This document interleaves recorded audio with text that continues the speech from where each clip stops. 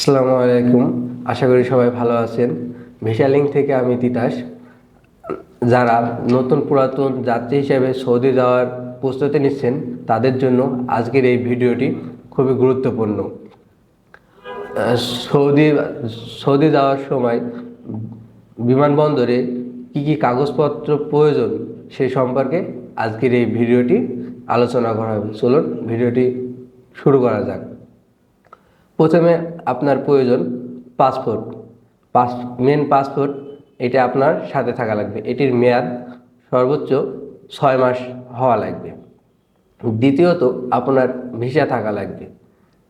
3 নম্বরে আপনার বিএমএট্রিক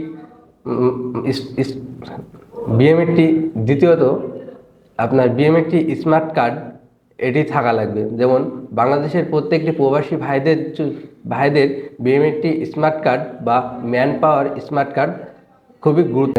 এটি না থাকলে ইমিগ্রেশন পাওয়া যায় না।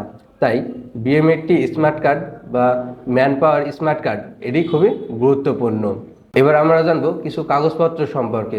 যেমন আপনার টিকিট, আপনার এয়ারলাইনের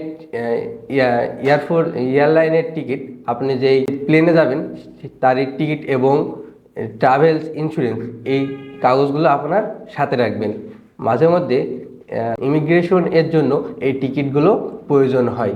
এবার আমরা জানবো কিছু কিছু গুরুত্বপূর্ণ বিষয় সম্পর্কে। যেমন আপনার ইমিগ্রেশন বা চেকিং এর ব্যাপারে আপনি যেই বিমানবন্দরে যাবেন সেখানে আপনি 3 থেকে 5 ঘন্টা আগে যাওয়ার চেষ্টা করবেন।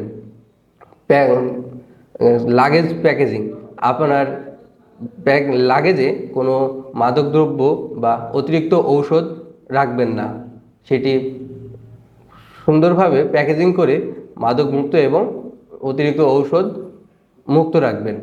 ওটি যেন চেকিংয়ের সময় কোনো বাধাগ্রস্ত না হয় সেদিকে লক্ষ্য রাখবেন।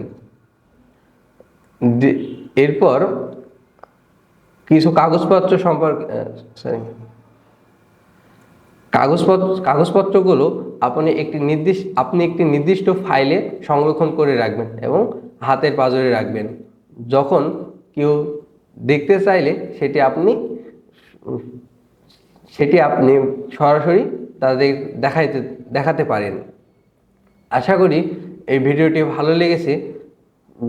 ভালো লেগে থাকলে লাইক, কমেন্ট এবং শেয়ার করে দেবেন। পরবর্তী কোনো ভিডিও দেখতে চাইলে আমাদের চ্যানেলটি সাবস্ক্রাইব করে দেবেন।